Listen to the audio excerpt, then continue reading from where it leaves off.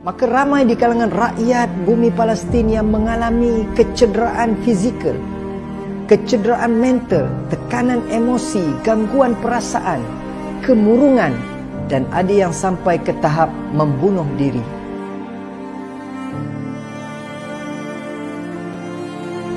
Oleh itu, kami di Aman Palestin telah melancarkan projek pembinaan Hospital Aman Palestin di bumi Gaza bagi membantu dan menyokong saudara kita di bumi Palestin. Saya ingin menyuruh dan mengajak tuan-puan yang budiman, ayuh bersama kami, kita sertai kempen pembinaan Hospital Aman Palestin ini bagi sama-sama kita menjana saham ataupun pelaburan akhirat kita.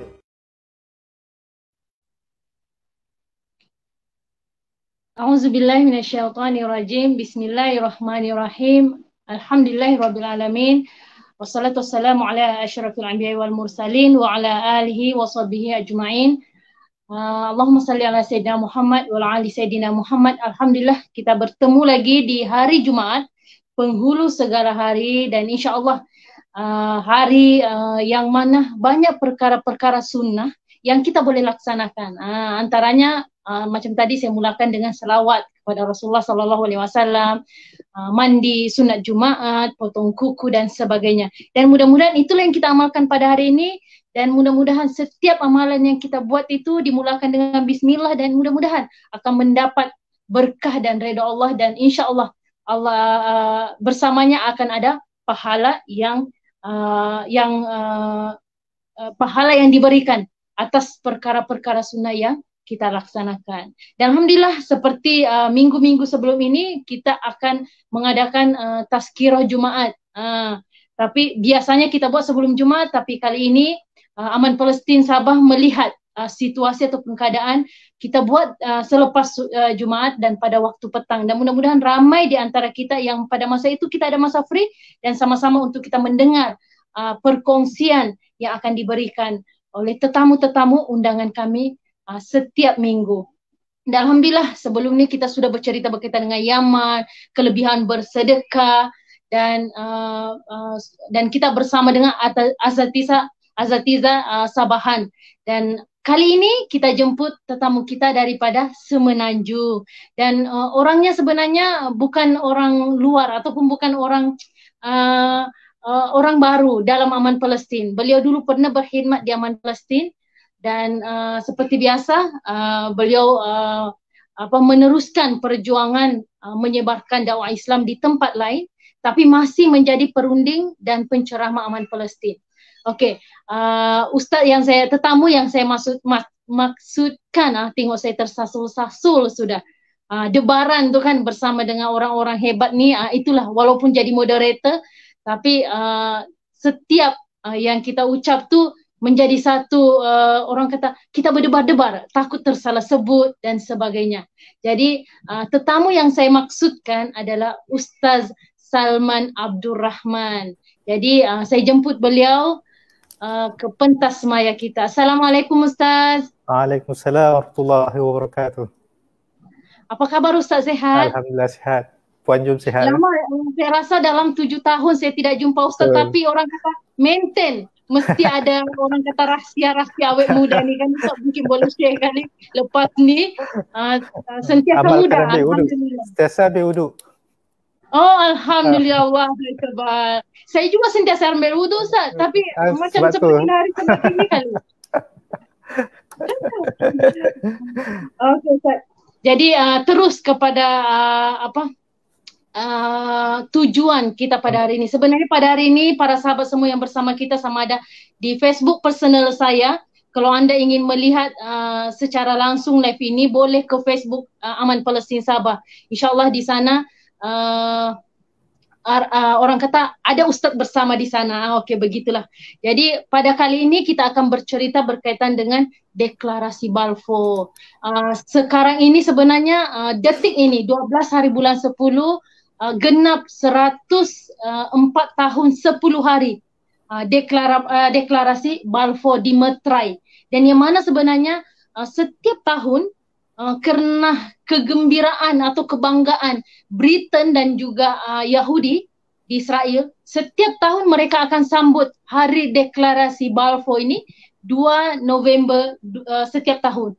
Dan pada tahun ini juga mereka sambut dengan penuh kemeriahan sebab Deklarasi Balfour inilah titik kemenangan ataupun titik pemula untuk mereka mendirikan sebuah negara berdaulat yang mereka inginkan di tanah Palestin. Jadi Ustaz, persoalannya, Deklarasi Balfour ni yang mana perjanjian dibuat oleh Britain dan juga Yahudi, Yahudi. Tapi Britain menyerahkan tanah Palestin, sedangkan tanah Palestin tu milik rakyat Palestin. Dan perjanjian ini yang mana diterima ataupun rakyat Yahudi menerima dengan penuh kegembiraan, kebanggaan. Tapi bagi rakyat Palestin, ini adalah malapetaka buat mereka. Begitu. Jadi mungkin Ustaz boleh jelaskan ataupun ialah ceritakan dengan kami apa sebenarnya isi Deklarasi Balfour ni, apa sebenarnya yang terjadi dalam Deklarasi Balfour ni, sehingga kan dua negara ini, rakyat Palestin tidak menyetujui kerana mereka menganggap inilah penindasan buat mereka dan titik pergolakan yang berlaku sehingga kini. Tapi bagi Yahudi inilah kemenangan buat kami, kerana inilah keinginan kami untuk menyatukan Yahudi di seluruh dunia. Mohon penjelasan Ustaz. A'udzubillahi minasyaitonirrajim. Bismillahirrahmanirrahim. Alhamdulillahirabbil alamin wassalatu wassalamu ala asyrafil anbiya'i wal mursalin wa ala alihi washabihi ajma'in. Salam Jumaat mubarakah untuk semua, terutamanya kepada puan moderator kita, staf Aman Palestin Sabah dan insyaAllah seluruh sidang pendengar dan penonton di laman Facebook Aman Palestin Sabah. Ya, alhamdulillah, tajuk yang kita bincangkan ni sebenarnya salah satu tajuk yang agak penting ataupun kita kata milestone yang penting dalam konflik di antara Palestin dan Israel. Dan walaupun dia bukanlah satu-satunya peristiwa yang penting, tetapi dia telah menjadi satu, kita kata satu penanda aras ataupun pencapaian penting gerakan Zionis sedunia dalam mencapai cita-cita mereka, terutamanya untuk menubuhkan negara bangsa Yahudi di bumi Palestin. Jadi kalau kita imbas balik sejarah, macam mana boleh sampai ke Deklarasi Balfour dan kenapa pentingnya Deklarasi Balfour ini, dan apa signifikannya Deklarasi Balfour dalam pentas sejarah Palestin, Israel dan terutamanya Timur Tengah. Sehingga kan Perdana Menteri Israel yang pertama iaitu David Ben Gurion telah menyatakan di dalam deklarasi atau di dalam pengisytiharan Negara Haram Israel pada 14 Mei 1948, disebut bahawa hak rakyat Israel untuk memiliki negara ini adalah seperti mana yang termaktub di dalam Deklarasi Balfour. Dan jadi Deklarasi Balfour ini menjadi satu dokumen penting yang disandarkan oleh orang Israel untuk menyatakan bahawa itulah hak mereka untuk merampas bumi Palestin daripada rakyat Palestin. Jadi kalau kita tengok rentetan cerita dia bermula apabila sejak tahun 1896 lagi, ya, apabila Theodor Herzl menulis buku, satu dokumen yang menyatakan tentang hasrat untuk membina negara bangsa Yahudi yang akhirnya akan menyatukan keseluruhan bangsa Yahudi. Buku yang bertajuk The Judenstaat ataupun The Jewish State pada tahun 1896.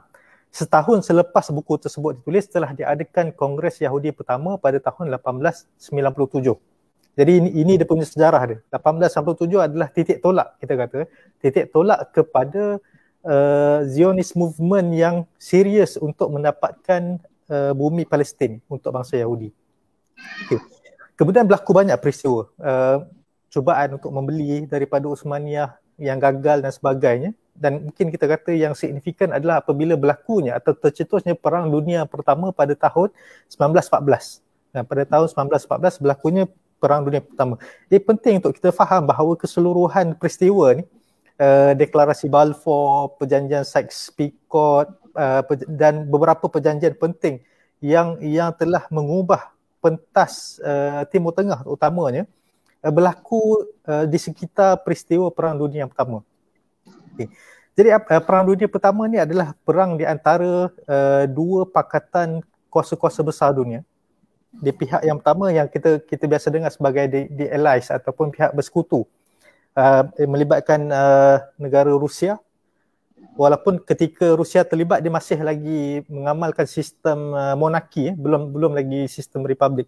Rusia, Perancis, United Kingdom, Kanada, Itali dan juga Amerika Syarikat. Dan kalau kita perhatikan sebenarnya Itali pada asalnya sebenarnya berada pada pakatan yang satu lagi. Tetapi dalam Perang Dunia Pertama mereka beralih arah dan menyertai pakatan pihak bersekutu ataupun allies. Kemudian pihak yang kedua terdiri daripada terutamanya Jerman dan Uthmaniyah. Kita tak namakan Turki Uthmaniyah sebab dia empayar lebih luas daripada Turki Uthmaniyah. Tapi Uthmaniyah dan juga Jerman. Kemudian turut serta dalam kerajaan ni adalah Austria-Hungary, Bulgaria dan beberapa kerajaan-kerajaan kecil lah. Dan apa implikasi peperangan ni? Implikasi peperangan ni adalah empayar-empayar yang terlibat dalam Perang Dunia Pertama ni, wilayah-wilayah dia akan dijajah oleh pihak satu lagi. Maksudnya kita andaikan sekiranya British kalah dalam perang ni, dalam Perang Dunia Pertama ni, seluruh wilayah British akan diambil oleh kuasa pihak satu lagi, Jerman dan sebagainya. Kan Jerman, Uthmaniyah dan sebagainya. Tapi takdir Allah, pihak bersekutu kalah, pihak kuasa tengah, central. Pihak kuasa tengah kalah. Jadi wilayah-wilayah kuasa tengah ni telah dirampas oleh pihak bersekutu. Kan, jadi kesemua ni berlaku, deklarasi Balfour ni berlaku sekitar peristiwa ni tadi. Dan kita lihat macam mana walaupun sebenarnya gerakan Zionis ni tidak terlibat dalam perang ni, tetapi mereka pandai untuk mengambil peluang. Dan peristiwa seterusnya yang kita kata signifikan selepas tercetusnya Perang Dunia yang pertama ni adalah sebelum berlakunya deklarasi Balfour ni, ataupun sebelum Sir Arthur Balfour menulis deklarasi ini tadi, dia telah berlaku satu peristiwa ataupun kita kata dua perjanjian yang penting, iaitu yang berlaku pada tahun 1916. Pada tahun 1916 ada dua perjanjian yang penting, iaitu yang pertama sekali perjanjian Sykes-Picot dan yang kedua perjanjian Sazonov-Paleolog Agreement atau perjanjian Sazonov-Paleolog. Jadi mereka ni siapa ataupun kenapa nama-nama perjanjian ni? Perjanjian ni adalah nama bersempena dengan pemimpin ataupun kita kata wakil-wakil kerajaan yang terlibat di dalam menandatangani atau membincangkan tentang perjanjian ni tadi. Jadi perjanjian pertama adalah sebenarnya perjanjian Sazonov-Paleolog yang melibatkan di antara pihak kerajaan Rusia dan juga pihak kerajaan Perancis. Jadi sebenarnya walaupun Perang Dunia tak habis lagi, tak tamat lagi, tapi kuasa-kuasa yang ada dalam pihak bersekutu ni mereka dah bincang macam mana nak membahagikan wilayah-wilayah yang mereka akan rampas nanti. Jadi daripada perjanjian inilah, perjanjian yang pertama ni, April 1916, di antara Sazonov dan Paleolog. Sazonov ni mewakili kerajaan Rusia dan Paleolog mewakili kerajaan, atau kita Maurice Paleolog mewakili kerajaan Perancis. Dan dalam perjanjian ni Rusia telah mendapat bahagian Armenia Barat. Jadi menjadi sebahagian daripada wilayah Rusia, empayar Rusia yang besar lah. Dan kemudian Perancis meneruskan dia punya percaturan tadi dengan perjanjian yang seterusnya, iaitu perjanjian Sykes-Picot. Ataupun kalau dalam bahasa Perancis dia sebut Sykes-Picot Agreement pada Mei 1916. Dalam perjanjian Sykes-Picot ni lah mereka telah membahagikan wilayah-wilayah Uthmaniyah ni, yang terutamanya di Timur Tengah ni, kepada dua bahagian. Dan satu bahagian untuk Perancis dan satu bahagian untuk British. Dan sebenarnya juga melibatkan ada bahagian, walaupun perjanjian ni di antara British dan Perancis, tetapi mereka dah siap-siap dah. Ada juga bahagian untuk Itali yang juga merupakan kuasa yang terlibat di dalam pihak bersekutu tadi. Jadi bahagian yang utara bahagian yang utara diberikan kepada Perancis. Bahagian utara, kalau kita tengok, mungkin kalau kita boleh Google, bahagian utara Timur Tengah ni telah diserahkan kepada Perancis, tapi bahagian selatan diserahkan kepada British. Tapi ada satu kawasan yang kita kata jadi perdebatan. Siapa yang berhak, Perancis ke British? Iaitu wilayah Palestin dan sedikit di sekitarnya. Kenapa tempat ni sangat strategik bagi kedua-dua kuasa besar? Pertamanya mengikut mereka, antaranya kerana pertama sekali bumi Palestin ni berdekatan dengan terusan Suez.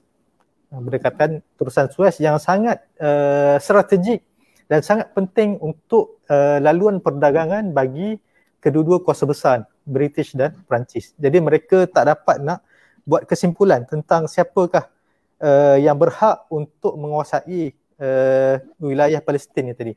Tapi dalam masa yang sama mungkin faktor yang lebih besar daripada itu tadi sebenarnya, kerana wilayah ni kalau diserahkan sebagai satu wilayah jajahan sebagaimana bumi Arab yang lain, dia akan menyukarkan pihak Zionis untuk dapatkan bumi ni. Jadi oleh kerana tu dia tidak diletakkan sebagai wilayah jajahan, tapi dia disebut sebagai mandat British. Kan, jadi dia seolah satu penjajahan yang halus, atau kita kata penjajahan yang tidak sepenuhnya ke atas bumi Palestin. Jadi seolah kita kata keadaan bumi Palestin ketika itu dalam perjanjian Sykes-Picot ni dia macam tergantung. Kan, dia macam tergantung ada pihak yang bukan Perancis dan bukan British yang menuntut bumi Palestin tadi. Jadi akhirnya setahun selepas perjanjian Sykes-Picot ni berlakulah deklarasi Balfour. Sebenarnya ada dua deklarasi Balfour, satu pada tahun 1917 dan satu lagi pada tahun 1926. Jadi yang kita bincangkan pada kali ini adalah deklarasi Balfour 1917. Okay. Jadi kalau dengar deklarasi Balfour jangan tersilaplah, sebab dia ada dua deklarasi Balfour.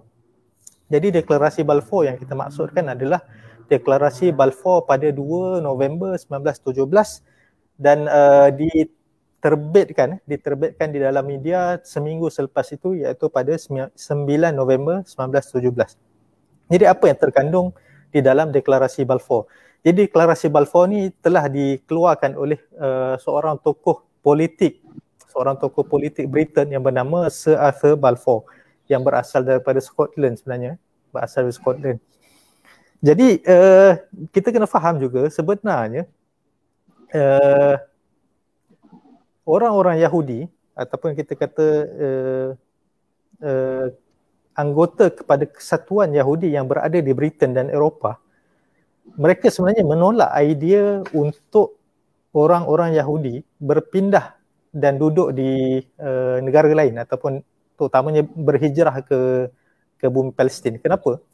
Kerana bagi mereka apa yang lebih baik adalah mereka orang-orang Yahudi ni mengekalkan pencapaian apa yang telah mereka capai, terutamanya dalam negara Britain dan dalam negara-negara Eropah, dan tidak meninggalkan status-status tu tadi, dan cuba berasimilasi dengan masyarakat Eropah.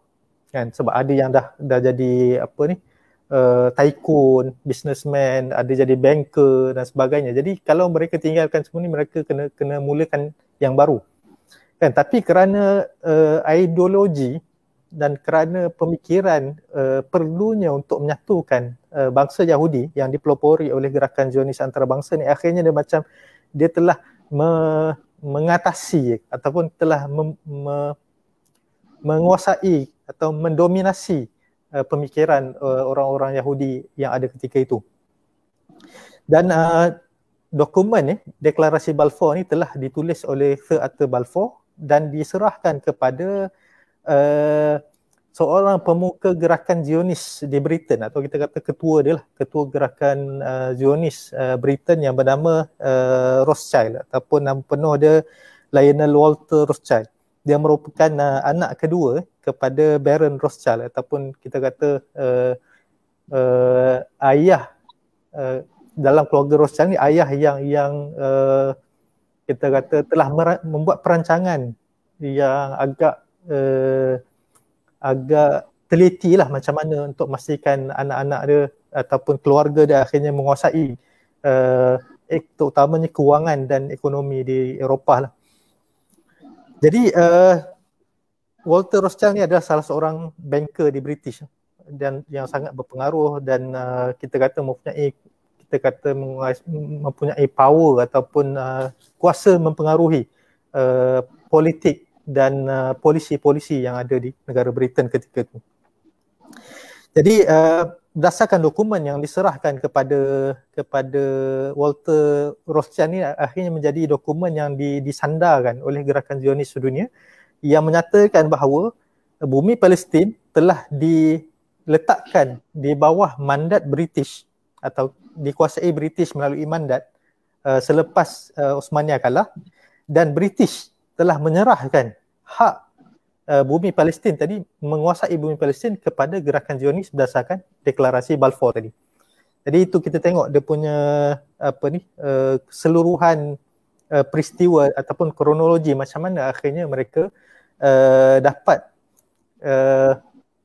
mendapatkan kita kata satu dokumen rasmi daripada empayar Britain untuk menguasai bumi Palestin.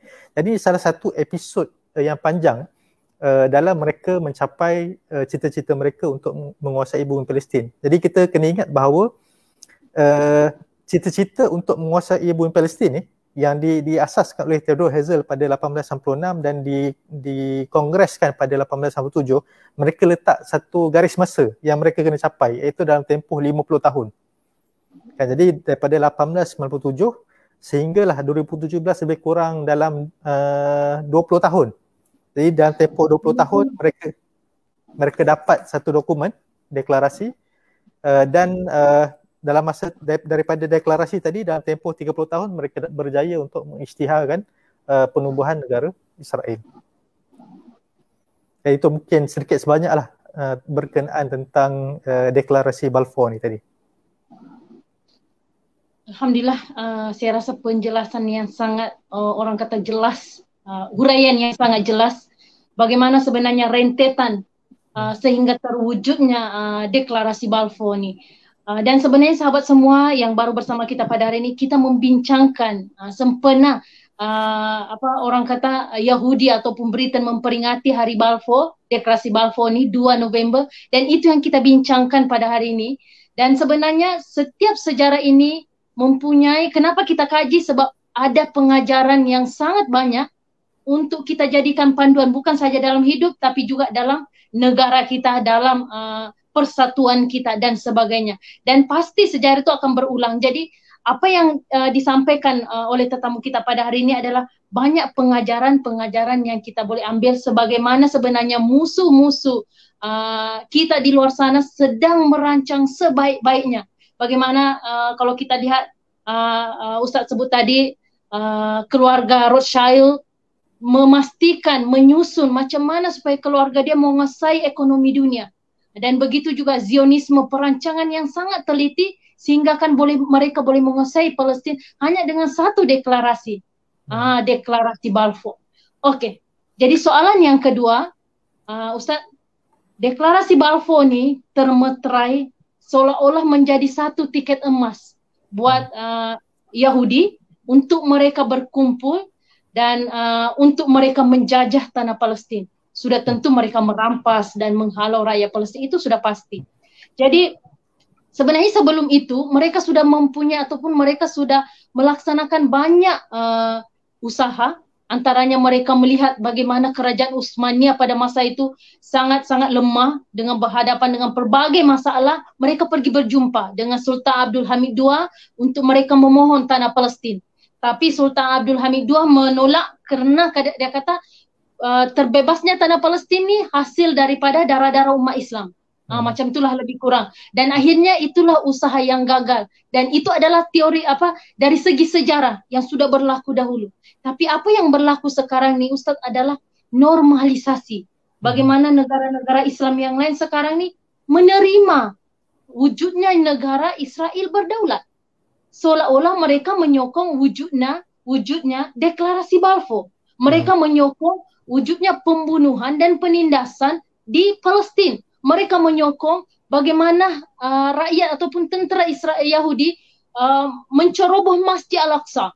Seolah-olah itulah hakikatnya. Jadi mungkin Ustaz boleh jelaskan berkaitan dengan normalisasi dan apa yang berlaku, apa kerjasama daripada normalisasi ini dan seterusnya Ustaz, yang berkaitan dengan sokongan-sokongan yang sudah pasti akhirnya mereka menyokong deklarasi Balfour. Sila Ustaz. Baik, terima kasih kepada Puan Moderator. Jadi memang ini satu persoalan yang agak kritikal juga untuk dibincangkan, tapi sebenarnya agak sensitif sebab dia menyentuh dasar-dasar hubungan antarabangsa bagi beberapa buah negara, terutama negara Islam, termasuk juga dengan negara kita lah, negara kita di Malaysia ni. Tapi ada beberapa perkara yang mungkin saya nak ajak semua kita lah yang mendengar untuk sama-sama kita fikirkan tentang rasionalnya dasar-dasar tersebut. Kemudian apakah yang dimaksudkan dengan normalisasi? Alhamdulillah negara kita mungkinlah satu keunikan negara Malaysia sampai sekarang kita tidak menerima dasar normalisasi tadi. Bahkan dalam pasport kita menulis bahawa kita tidak boleh, pasport kita tidak boleh masuk ke dalam negara Israel dan pasport Israel tidak boleh masuk ke dalam negara Malaysia. Jadi apakah yang dimaksudkan dengan normalisasi ini adalah normalisasi ini bermaksud sesebuah negara menganggap hubungan diplomasi di antara negara mereka dengan negara Israel sebagai sesuatu yang normal, menormalkan hubungan antarabangsa di antara kedua-dua buah negara. Baik, tetapi kita tidak membincangkan topik normalisasi ini secara umum. Maksudnya kita bukan bincang tentang negara lain. Kita bincang sekarang ni tentang normalisasi di kalangan negara-negara Islam, terutamanya negara Arab lah. Dari segi sejarahnya, cerita dia panjang ya, Puan Jom. Negara-negara bangsa ni pun dia wujud selepas Perang Dunia. Sebab Perang Dunia Pertama, selepas Perang Dunia Kedua. Asalnya dulu kita berada di bawah takluk jajahan-jajahan ataupun kita kata empayar-empayar besar. Dan satu masa ada empayar Rusia, ada empayar Jerman, ada empayar Osmania, ada empayar Britain, dan kita masa tu bawah empayar Britain. Kemudian ada empayar Perancis, Indonesia waktu tu bawah empayar Belanda dan sebagainya.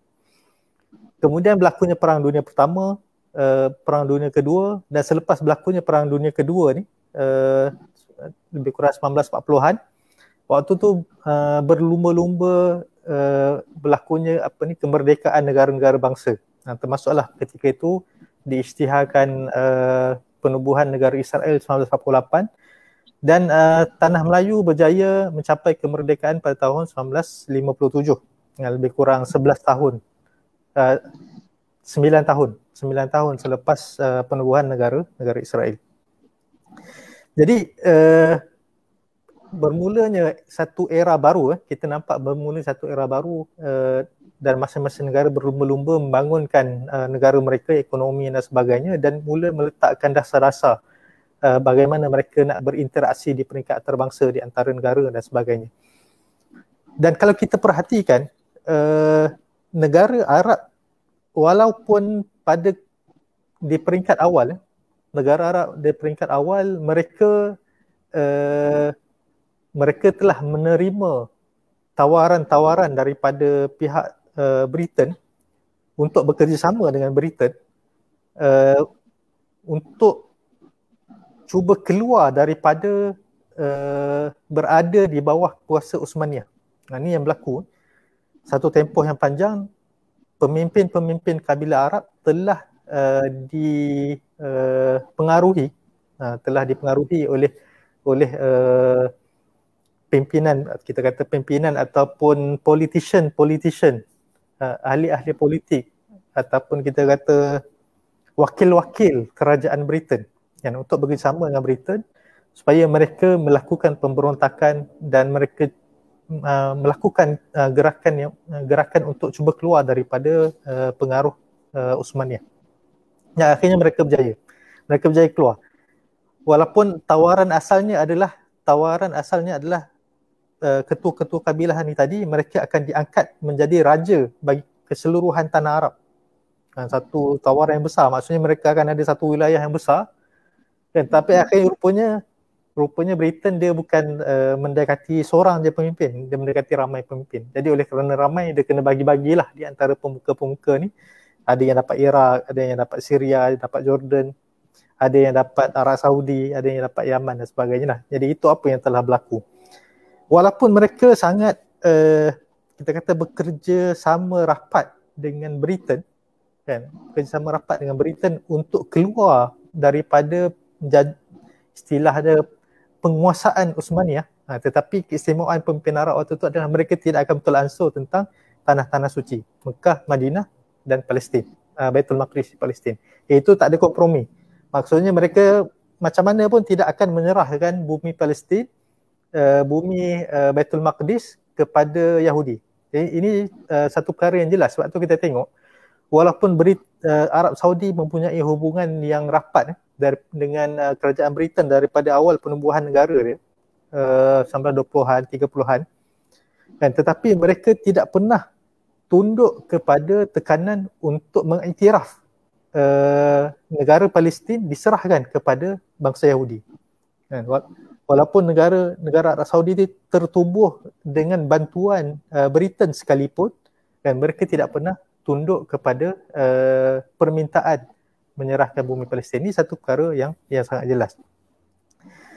Dan kita tengok pada tahun 1947 hingga 1949 berlakunya perang Arab Israel, perang di antara bangsa Arab dan bangsa Israel. Dah bermula perang, tetapi apa yang berlaku dalam kekecohan suasana peperangan tadi tu, kan, 1947, 1949, tengah-tengah tu Israel kita kata berdegil, 1948 berdegil dan mengisytiharkan penubuhan negara Israel secara haram. Dan kalau kita baca dokumentari, tonton dokumentari, baca catatan-catatan sejarah dan sebagainya, pengisytiharan negara haram Israel ni berlaku dalam keadaan yang penuh berhati-hati, penuh ketakutan, berlaku di satu pejabat pentadbiran Israel dan dikelilingi oleh kereta kebal. Memang berlaku dalam keadaan yang kita kata Israel sangat kita kata berisiko lah, mereka boleh diserang oleh tentera-tentera Arab bila-bila masa saja. Jadi satu perkara yang jelas. Dari 1947 berlakunya perang Arab Israel. Pada tahun 1967, Jun 1967, berlakunya perang 6 hari di antara tentera Arab dan tentera Israel. Dan dalam peristiwa ni 1967, tentera Arab telah ditewaskan oleh tentera Israel. Dan Israel menang. Dan dalam peristiwa ni 1967, Israel berjaya merampas beberapa wilayah, termasuklah semenanjung Sinai bawah Mesir dan juga Bukit Golan yang di bawah Syria dan Lebanon. Dan negara-negara Arab memang kalah dalam peristiwa 1967. Dan rentetan daripada kekalahan Arab pada tahun 1967 ni, pemuka-pemuka, pemimpin-pemimpin negara Arab telah mengadakan satu pertemuan di Sudan, di Khartoum pada tahun 1969. Kan, apa resolusi dia? Resolusi pemimpin-pemimpin Arab di Khartoum 1969 mengatakan bahawa mereka sekali-kali tidak akan mengiktiraf Israel. Kan, jadi kita jelas bahawa Arab, pemimpin Arab, bangsa Arab, negara-negara Arab peringkat awal tidak pernah mengiktiraf negara Israel. Kan, jadi itu dasar yang jelas. Tapi berlalunya masa, berlalu peristiwa konflik dan sebagainya, setiap kali konflik berlaku, Israel dapat sesuatu. Berlaku je konflik, Israel dapat sesuatu. Itu satu perkara yang kita kena perhatikan juga. Kenapa dia selalu dapat apa yang dia nak? Dia macam anak kecil kan. Dia yang bongsu tu mesti dia dapat semua. Betul tak? Kalau dia bergaduh dengan adik-beradik yang lain, dia mesti dapat. Kan? Lebih kurang macam tu lah kita bayangkan Israel ni. Negara kecil, gaduh dengan abang-abang besar, di sekeliling dia tu gaduh dengan abang besar, tapi setiap kali gaduh mesti dia yang dapat. Okay, itu satu perkara. Dengan sistem struktur global yang ada, PBB dan agensi-agensi bawah PBB sentiasa kita kata sentiasa kita kata alah ataupun mengalah dengan tuntutan-tuntutan dan kehendak-kehendak Zionis dan Israel. Jadi bilakah berlakunya normalisasi yang pertama? Jadi normalisasi yang pertama berlaku selepas berlakunya perang 1973 antara Mesir dan Syria. Dalam peristiwa perang ni, Mesir dan Syria menang. Mesir dan Syria menang perang ke atas Israel dalam perang yang dinamakan sebagai perang Yom Kippur. Di kalangan umat Islam lebih dikenali sebagai peperangan 10 Ramadan, kerana kemenangan berlaku pada 10 Ramadan tahun 1973. Sama ada di Mesir ataupun di Syria, mereka berjaya menewaskan tentera Israel, tetapi akhirnya berlaku gencatan senjata. Mesir berjaya rampas semula wilayah Semenanjung Sinai. Saya rasa Puan Jo mungkin dah sampai Gaza kan. Bila nak pergi Gaza, kita masuk ikut Mesir, kemudian kita lalu padang pasir, itu Semenanjung Sinai. Padang pasir Semenanjung Sinai, tengok kanan, tengok kiri, pasir je, tak ada apa. Ada gunung-gunung batu. Kan, jadi Semenanjung Sinai itulah di bawah Mesir. Dan satu bahagian lagi di utara, sempadan di antara Israel dengan Syria, iaitu Bukit Golan. Walaupun Israel berjaya kekalkan penguasaan sebahagian Bukit Golan, tapi sebahagian besar telah diambil semula oleh Syria. Jadi selepas 1973, dah mula campur tangan kuasa-kuasa besar ke atas apa yang berlaku di Timur Tengah, terutamanya perkara-perkara yang berkaitan tentang kedaulatan negara Israel. Jadi bermulalah ada perjanjian-perjanjian, dan pada tahun 1979 ada perjanjian Camp David di antara Presiden Mesir waktu tu Anwar Sadat dengan yang kita kata di brokerkan atau dijadikan mediator oleh Amerika Syarikat dengan pihak Israel, dan akhirnya Mesir mengiktiraf kewujudan negara Israel dengan imbalan-imbalan yang untuk bantuan ekonomi dan sebagainya lah. Kemudian adalah klausa-klausa yang mungkin memberikan kelebihan kepada Israel, dan imbalannya adalah negara Mesir akan kekal mendapat bantuan daripada negara Amerika Syarikat. Jadi kita tengok waktu tu walaupun menang perang, tapi oleh kerana walaupun kita ada, Mesir waktu tu ada isu tentang kemelesetan ekonomi dan sebagainya, ditawarkan habuan berupa bantuan yang berbilion-bilion daripada Amerika Syarikat, paksa terima. Ini berbeza dengan pendirian Sultan Abdul Hamid yang ditawarkan oleh Goldstein, wakil daripada Zionis, untuk membayarkan semua hutang Osmaniyah. Dia tetap tidak menerima tawaran tadi dan menyerahkan bumi Palestin. Jadi bermulalah tahun 1979 Mesir menjadi negara pertama yang menormalkan atau menerima dasar normalisasi hubungan di antara negara Mesir dan negara Israel. Itu sejarah yang pertama. Kan, maknanya dia pecah rekod lah. Kan, pecah telur 1-0. Maknanya tahun 79 Mesir. Kemudian yang kedua, pada tahun 1983 perjanjian di antara Lubnan. Lubnan adalah negara kedua yang mengiktiraf dasar normalisasi hubungan antarabangsa dengan negara Israel. Dan pada 1993, yang ketiga adalah pihak Palestin sendiri yang dipelopori oleh PLO, Palestinian Liberation Organization, PLO yang diketuai oleh Yasser Arafat. Jadi mereka ni daripada permulaan penubuhan mereka ni untuk menentang penjajahan, menentang kemasukan penempatan haram Israel, bangsa Yahudi ataupun Palestin ni, mereka berterusan menentang, tetapi pada tahun 1993 ni tadi, dalam perjanjian Oslo, mereka dah mula menerima dengan tawaran-tawaran, dan dengan imbalan kepada PLO ni adalah mereka akan diberikan kuasa untuk memerintah bumi Palestin. Kan, jadi dengan tawaran mempunyai kuasa, tetapi kuasa yang terhad, mereka tak boleh ada tentera, dia boleh ada daripada aspek keselamatan, mereka terikat dengan pihak keselamatan Israel dan sebagainya, tetapi ada kuasa untuk memerintah, boleh kutip cukai, boleh ada agensi-agensi kerajaan, boleh ada pegawai-pegawai kerajaan dan sebagainya. Akhirnya mereka terima pada tahun 1963. Jadi Palestin sendiri adalah negara yang ketiga. Walaupun sebenarnya kita boleh petikai istilah negara Palestin ketika itu sebab dia adalah negara yang tidak wujud sebagai satu negara yang berdaulat. Jadi walaupun ada hujah-hujah mereka, alasannya supaya mereka diterima sebagai anggota PBB dan sebagainya, tapi secara keseluruhan mereka terpaksa mengiktiraf kewujudan negara Israel sebagai sebuah negara yang sah. Ini bawah PLO. Jadi itu fasa pertama normalisasi. Jadi satu tempoh yang panjang, kemudian kita kata tak ada peristiwa-peristiwa besar yang signifikan lah daripada aspek normalisasi ni. Tapi dia bermula semula pada tahun 2017.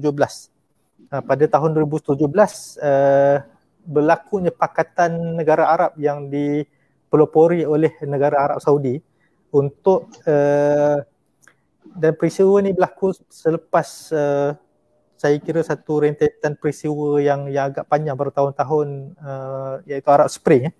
Arab Spring bila ketua-ketua kerajaan negara-negara Arab ni dia dah mula rasa tercabar tentang kedudukan mereka dalam negara, penguasaan mereka dalam negara, dan mereka mula menerima tawaran-tawaran perjanjian-perjanjian di luar, terutamanya dengan Israel lah. Jadi pada tahun 2017 bermulalah Pakatan Arab dan Israel untuk tujuan asalnya adalah katanya adalah untuk mengekang pengaruh Iran yang semakin meluas di Timur Tengah. Campur tangan Iran di Iraq, campur tangan Iran di Syria, Lubnan dan sebagainya lah. Jadi katanya Qatar pun terima pengaruh, Bahrain, Oman. Jadi mereka ni seolah-olahnya untuk mengekang kemarahan pengaruh Iran di Timur Tengah, jadi mereka terpaksa melakukan perjanjian dengan Israel. Walaupun tidak peristiwa ni kita tak namakan sebagai perjanjian rasmi normalisasi hubungan, tetapi mereka telah memasukkan peranan Israel dalam Pakatan Arab untuk mengekang pengaruh Iran. Ataupun mungkin kita kata kepentingan bersama lah. Kan Israel pun katanya cuba nak kekang pengaruh Iran di Timur Tengah dan juga negara-negara Arab ni tadi. Jadi 2017 Pakatan Arab tadi dipelopori oleh 3 negara, Arab Saudi, Emirat Arab Bersatu dan juga Oman. Kan, jadi selepas Pakatan 2017 inilah bermula episod baru pada Februari 2020 selepas berlakunya penggulingan kerajaan di Sudan.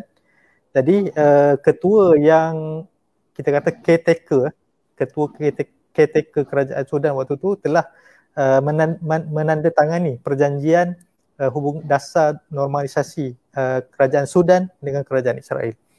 Jadi sejak daripada normalisasi tadi, ruang udara Sudan ni tentera Israel dia boleh lalu dengan bebas lah. Dan kita jangan lupa satu fakta juga adalah sebenarnya Israel, kenapa Sudan sangat strategik kepada Israel? Kerana di selatan Sudan ada negara Habsyah, Ethiopia. Negara Ethiopia ni sebenarnya ada ramai warga negara Ethiopia ni beragama Yahudi. Dan jadi ada kepentingan negara Israel kat situ. Kalau nak cerita bab tu satu topik panjang lagi lah, tapi Israel ada kepentingan dengan laluan udara Sudan tadi kerana mereka nak jaga bangsa Yahudi Ethiopia dan juga nak memastikan kestabilan terusan Suez. Okey, baik. Kemudian negara yang seterusnya kalau kita kira Mesir 1, Lubnan 2, Jordan 3, Palestin melalui PLO 4. Ini fasa pertama 4 negara yang mengiktiraf dasar normalisasi. Yang kedua, fasa kedua, yang kelima negara Sudan. Ogos 2020 negara Emirates. Ini semua berlaku selepas the deal of the century. Selepas deal of the century bermulalah ini zaman Donald Trump, Emirates, kemudian 2020 juga Bahrain dan juga Morocco, Maghribi. So keseluruhannya ada lebih kurang 8 negara yang telah menandatangani perjanjian normalisasi, atau kita kata sebenarnya rentetan daripada dasar normalisasi tadi adalah mereka dah terima hubungan diplomasi dengan negara Israel. Maksudnya Israel dah boleh buka kedutaan di dalam negara-negara tadi, dan mereka juga menghantar duta mereka ke Israel untuk ini sebagai wakil rasmi lah, sebagai duta rasmi daripada kerajaan masing-masing. Jadi satu peristiwa kita kata sejarah yang panjang. Macam mana mungkinlah kalau kita simpulkan yang pemimpin Arab ni, walaupun di peringkat awal ni mereka solid untuk menolak dasar kerjasama atau mengiktiraf Israel, tapi kita mungkin stamina mereka dah habis. Kan dia mungkin dah uzur dan dah tua. Kan dia akhirnya terpaksa terima tekanan-tekanan, terpaksa tunduk kepada tekanan antarabangsa, kepada ataupun di atas kepentingan mereka tertentu lah, mungkin untuk mengekalkan kuasa dan sebagainya, mereka menerima dasar normalisasi dengan kerajaan Israel. So itu berkenaan dengan tajuk normalisasi ni, satu topik yang menarik juga, tentang kita nak tengok akhirnya ke manakah hala tuju dengan negara Islam, sebab kita tidak ada satu dasar yang kita bersepakat atau satu prinsip yang kita bersepakat, dan kita sama-sama memastikan tidak ada mana-mana sahabat-sahabat kita yang tewas ataupun tunduk kepada tekanan dan terpaksa terima tawaran-tawaran daripada negara Israel ataupun daripada gerakan Zionisnya. Wallahualam. Alhamdulillah, penjelasan yang semakin mantap saya rasa. Otak saya pun orang kata hampir tepuh. Alhamdulillah ada juga tulis-tulis untuk ingat balik fakta-fakta yang saya rasa sangat-sangat bermanfaat, dan sebenarnya berkaitan dengan Yahudi yang ada di selatan Sudan yang Ustaz sebut tadi. Sebenarnya pernah saya berbincang dengan salah satu ketua polis, tapi masa tu saya kurang maklumat berkaitan perkara ini, dan dia maklumkan yang mana sebenarnya Yahudi yang tinggal di situ mereka yang kaya raya, dan negara tu sangat bersih, sangat cantik, dan laut dia sangat cantik lah dia kata, persekitaran yang semua dia kata serba canggih, begitulah dia ceritakan. Dan alhamdulillah hari ini saya dapat ilmu baru berkaitan tempat tu, dan bagaimana sebenarnya normalisasi ataupun dasar-dasar luar negara itu sebenarnya yang menentukan sama ada mereka akan tunduk dengan desakan-desakan antarabangsa ataupun tidak, sebab mereka pun menerima, kata Ustaz, mungkin kekuatan mereka untuk pecut semakin ni dengan tekanan-tekanan yang mereka terima. Jadi itu antara penjelasan yang terbaik, dan mudah-mudahan kita doakan agar negara-negara yang lain yang macam Malaysia, Indonesia dan Brunei tidak tunduk dengan normalisasi. Maksudnya kita tetap dengan pendirian kita, tidak menyokong sebagaimana yang ada dalam pasport kita. Kita tidak mengiktiraf negara, yakni negara Israel, sebab kita maklum negara Israel didirikan di tanah Palestin. Okey, sahabat semua, insyaAllah soalan kita percepatkan. Okey, sebab masa semakin ni. Jadi Ustaz, soalan yang ketiga, tahun 2017 genap 100 tahun deklarasi Balfour Termeterai, yang mana pada masa itu Perdana Menteri Britain sangat bangga, dan dia kata kami sangat berbangga kerana terdirinya negara Israel atas usaha kami, atas kerja keras kami, macam gitulah lebih kurang.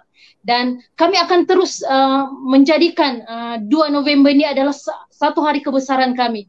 Tapi mendapat bantahan juga daripada rakyat mereka sendiri. Sebab mereka tahu bahawa deklarasi Balfour inilah sebenarnya titik pemula peperangan, penindasan di tanah Palestin. Dan sekiranya Britain kata-kata Perdana Menteri Britain itulah seolah-olah menyokong bahawa rakyat Palestin ini akan terus berada di kelas kedua. Dan itu adalah, dan selain itu mereka juga menunjukkan bantahan dengan gabungan NGO yang mereka ada. Malah seorang rakyat Britain itu sendiri, matros, berjalan kaki sampai ke Jerusalem, tanda mereka membantah ucapan-ucapan daripada Perdana Menteri mereka yang mana menyokong apa yang Yahudi buat sekarang inilah. Jadi Ustaz, bagaimana sebenarnya Ustaz melihat peranan NGO ni menyampaikan perkara-perkara ataupun menyampaikan isu-isu termasuk deklarasi Balfour, perjanjian-perjanjian lain ke dalam kepada masyarakat, supaya kita tahu bahawa isu Palestin ni bukan isu bermusim, bukan baru di perang baru kita bangkit dengan isu tersebut, tapi sebenarnya isu tu isu yang sudah lama. Jadi macam mana Ustaz melihat peranan NGO ni untuk dalam masyarakat untuk menyampaikan inilah maklumat ni. Dan yang kedua, mungkin Ustaz, sebab sebelum ni saya pernah live dan saya pernah katakan apakah sebenarnya jalan penyelesaian. Maksudnya mungkin bukan jalan penyelesaian, mungkin kita boleh lihat ada satu titik positif kepada rakyat Palestin dengan apa yang berlaku sekarang ni. Dan ada yang kata mungkin kita perlu bersetuju dengan perjanjian tersebut bahawa kita kena iktiraf Palestin juga, Yahudi juga kena hidup di Palestin, rakyat Palestin kena hidup di Palestin juga. Macam itu Ustaz. Jadi mungkin Ustaz boleh beri penjelasan. Sila Ustaz. Baik, terima kasih. Susah nak jawab soalan tu ya. Kemudian soalan pertama adalah tentang peranan NGO. Saya kira sebenarnya peranan NGO terutamanya dalam menyebarkan kesedaran isu Palestin ni dia sebenarnya adalah satu front. Mungkin kita kata sebenarnya NGO Palestin ni adalah satu frontliner yang mewakili masyarakat. Dia wujud kerana kehendak masyarakat. Ya, wujud sebelum ni mungkin tidak ada suatu kita kata gerak kerja yang tersusun, yang terpandu, yang terarah, yang mempunyai perancangan. Jadi wujudnya NGO ni adalah untuk menyusun, untuk mengatur gerak kerja masyarakat ni akhirnya supaya usaha untuk membebaskan bumi Palestin ni akan jalan dengan dengan berkesan, dan bukan semata-mata kita bersorak semangat setiap kali Palestin diserang dan sebagainya atau berlaku peperangan. Tapi bila kita ada satu gerak kerja yang tersusun, yang terpandu, yang mempunyai, kita kena bijak dan tersusun macam mana, sebagaimana Israel, sebagaimana Yahudi, mereka tersusun daripada awal sehinggalah mereka berjaya mendapatkan negara Israel tadi. Jadi itu yang kita nak. Maknanya kita punya usaha dan kita punya kerahan tenaga, idea, harta, wang ringgit dan sebagainya mesti setara dengan musuh kita. Kalau kita kata musuh buat kerja dengan sangat teliti, dengan sangat bersungguh, tak tidur malam, apatah lagi kita yang memperjuangkan keadilan, yang memperjuangkan menentang kezaliman, lagilah kena kerja keras dan kena bersungguh-sungguh, kena kerahkan air mata dan darah kita untuk membantu. Bukan saya mungkin istilah yang tepat bukan membantu, tapi menunaikan tanggungjawab kita. Kita bukan semata-mata nak membantu rakyat Palestin, tapi kerana kita nak membebaskan bumi Palestin milik umat Islam yang dijajah. Kemudian yang kedua adalah persoalan tentang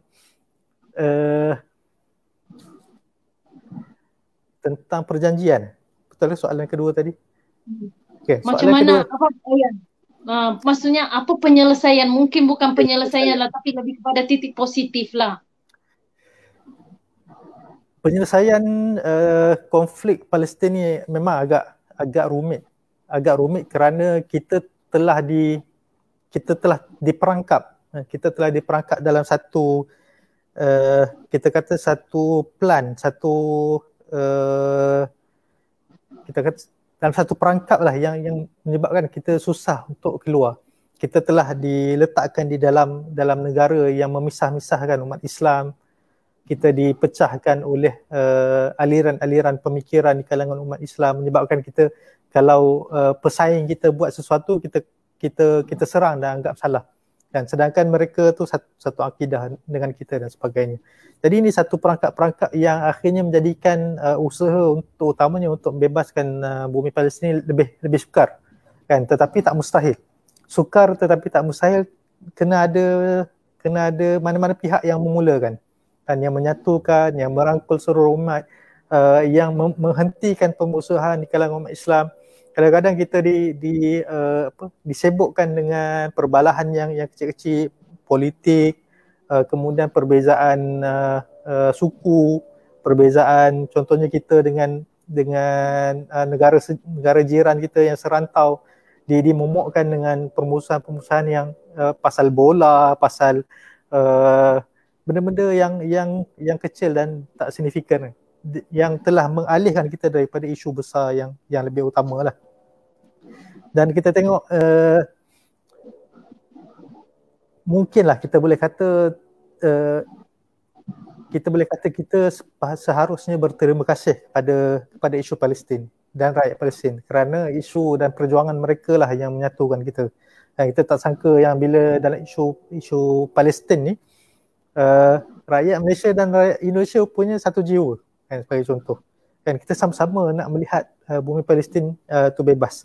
Macam tu juga kita dengan negara Arab, tak sangka yang bangsa Nusantara ni satu jiwa dengan masyarakat di negara Arab, kan.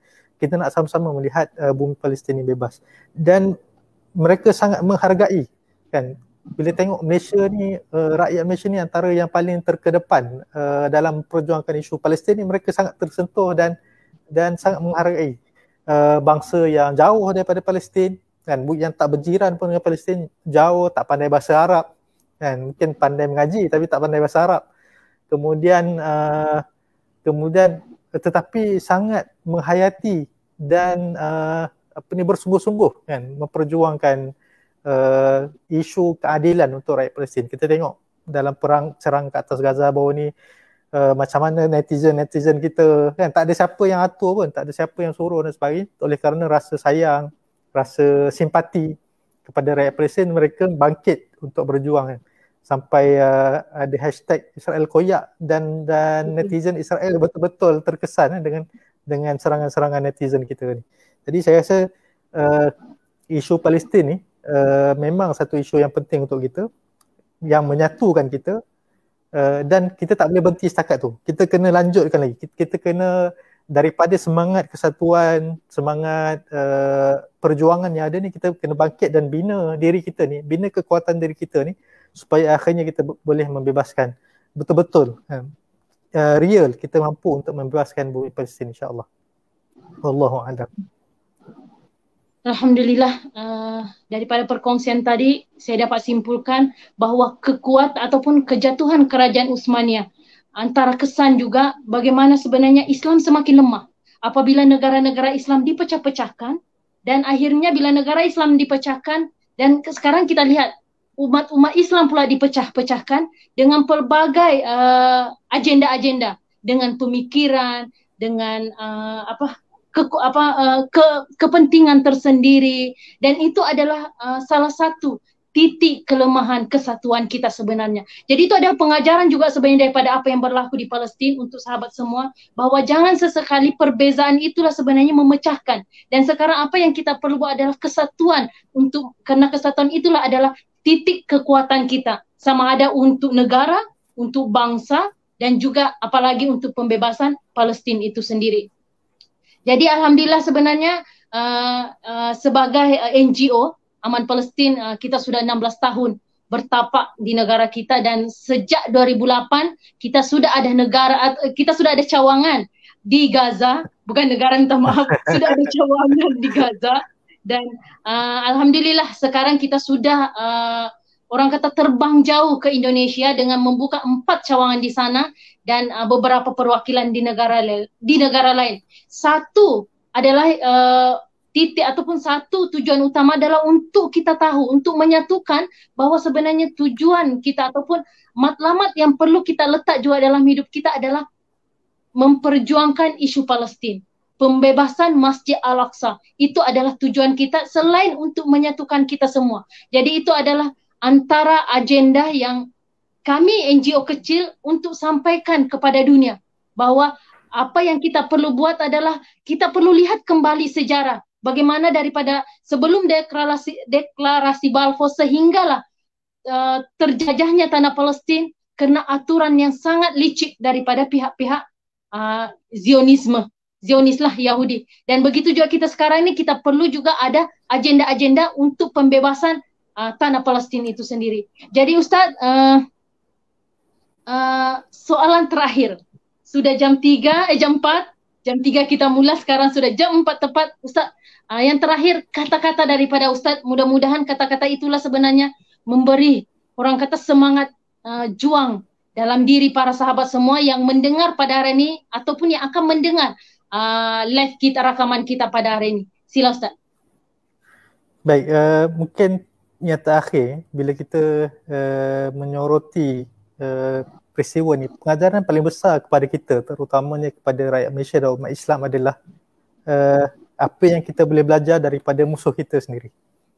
Kalau kita tengok apa yang berlaku ketika tercetusnya idea penubuhan negara Israel ni tadi, bangsa Yahudi sebenarnya berpecah-pecah dan hanya golongan yang kecil sahaja yang betul-betul percaya, yang meletakkan kepercayaan kepada idea sebuah negara yang menyatukan bangsa Palestin, bangsa Israel, minta maaf, bangsa Yahudi. Dan akhirnya dengan satu agenda ini tadi, agenda menubuhkan negara Israel untuk bangsa Yahudi tadi telah berjaya menyatukan. Dan daripada mereka ni golongan minoriti berjaya menyatukan bangsa Yahudi untuk satu tujuan dan matlamat yang sama. Jadi itu yang kita belajar. Itu yang kita belajar untuk kita sebagai rakyat Malaysia, umat Islam. Kita sepatutnya mempunyai satu matlamat dan agenda besar yang boleh menyatukan kita.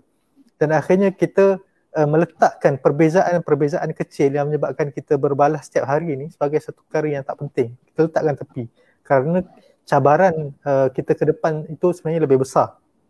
Lebih besar dan tanggungjawab yang kita kena pikul pun lebih besar. Kan, daripada kita disibukkan dengan perkara-perkara yang remeh dan kecil yang tidak berbaloi untuk kita berbualah. Jadi sebagai kesimpulan, seluruh umat Islam kena mula berfikir secara serius, kan, berfikir secara serius untuk membangunkan diri mereka, berhenti perbalahan, fokus kepada membangun kekuatan. Dan macam mana supaya kita mampu untuk bersaing dengan bangsa-bangsa lain, sedangkan kita mempunyai bilangan yang sangat ramai dan kita adalah satu umat yang besar, dan kalau kita bersatu sebenarnya kita akan mampu menggerunkan musuh-musuh kita, kan. Itu kekuatan yang kita sering lupa dan alpa, kan. Itu satu perkara yang sangat menyedihkan lah. Dan kalau kita boleh fokus kepada satu agenda yang menyatukan, kita fokus kepada membangunkan diri kita dan umat kita, bangsa kita, masyarakat kita, insya-Allah satu hari nanti kita boleh berjaya membebaskan bumi Al-Aqsa, Baitul Maqdis, bumi Palestin daripada cengkaman Yahudi Zionis, insya-Allah. Allahu Akbar. Waalaikumsalam, Aboy yang bagi salam. Apapun terima kasih Ustaz atas ilmunya, atas perkongsiannya pada hari ini yang saya rasa sangat-sangat penuh dengan info-info baru, ataupun ialah memang ini fakta tapi mungkin kalau saya mungkin kurang membaca dan sebagainya, so banyak ilmu baru yang saya dapat daripada deklarasi Balfour ini sampailah normalisasi, dan sekarang ini pengajaran yang kita perlu ambil untuk menyatukan kita. Kata Ustaz, kalau Yahudi dulu boleh berpecah-pecah di semua negara mereka ada, tapi kena satu matlamat mereka untuk mendirikan negara berdaulat, akhirnya mereka bersatu, datang sedikit demi sedikit sampailah ke Palestin, dan sekarang ini sampai sekarang, bukan saja dulu tapi sampai sekarang. Jadi sahabat semua, titik perjuangan kekuatan kita adalah kesatuan kita, dan kita perlu mula berfikir. Kata Ustaz, kita perlu mula berfikir. Mungkin berfikir kita ya mungkin boleh bagi ide, program-program dan sebagainya. Satu juga mungkin untuk agar anak kita ataupun generasi akan datang mereka tahu cerita ini. Salah satunya apa yang kami jalankan sekarang adalah satu rumah satu tabung. Kami akan berikan Anda tabung, Anda boleh letak di rumah Anda dan Anda boleh isi berapa yang Anda mau. Mungkin sedekah subuh Anda buat setiap hari, boleh isi RM1 satu hari ataupun terpulang. Dan bila mungkin sudah 3 bulan, kami akan datang ambil dan tukar dengan tabung baru. Niat kami adalah supaya satu rumah itu sentiasa ingat bahwa Palestin sekarang ini mereka sentiasa berada di kelas kedua dan mereka hanya memerlukan bantuan kita. maksudnya ekonomi mereka ditindas, terutama apa yang berlaku di Gaza. Saya rasa Ustaz pun pernah sampai di Gaza dan Ustaz belajar di Mesir, so Ustaz lagi tahu bagaimana keadaan penduduk Palestin ada di Gaza itu sendiri. Jadi sahabat semua, mungkin kita boleh buat sekecil-kecil usaha sebelum maksudnya untuk kita merealisasikan sebesar-besar usaha, insya-Allah. Jadi itu sahaja untuk hari ini. Bersama Ustaz saya ucapkan jutaan terima kasih Ustaz atas masa yang diluangkan, dan mudah-mudahan suatu hari nanti kita boleh bersama lagi dalam situasi ataupun isu-isu yang lain, insya-Allah. Jadi para sahabat semua, itu sahaja untuk hari ini. Insya-Allah kita akan berjumpa lagi di minggu hadapan pada hari Jumat juga, dan insya-Allah kita akan bawakan tajuk-tajuk yang insya-Allah kata sensasi, supaya kita lebih maklum berkaitan dengan perjuangan Palestin itu sendiri sebenarnya. Jadi saya mohon maaf atas segala kelemahan sepanjang menjadi moderator pada hari ini, dan mudah-mudahan ilmu yang kita dapat nih kita share kepada sahabat-sahabat di luar sana. Jangan lupa ke Facebook Aman Palestin Sabah untuk like dan anda share setiap maklumat-maklumat yang kita berikan di setiap masa. Dan jangan lupa juga boleh subscribe, ke channel kami, Telegram kami Kabar Palestin, sebab di sana adalah kabar ataupun berita-berita yang kami akan berikan di setiap masa, apa yang berlaku di Palestin, di Lebanon, di Yaman, dan di Syria. Tapi kami tidak boleh share di Facebook atas sebab-sebab tertentu, tapi di channel kita boleh share. Jadi anda boleh like channel kami, insya-Allah anda akan mendapat berita-berita yang update, orang kata update lah, sentiasa terupdate di sana insya-Allah. Jadi itu saja untuk hari ini. Assalamualaikum warahmatullahi wabarakatuh.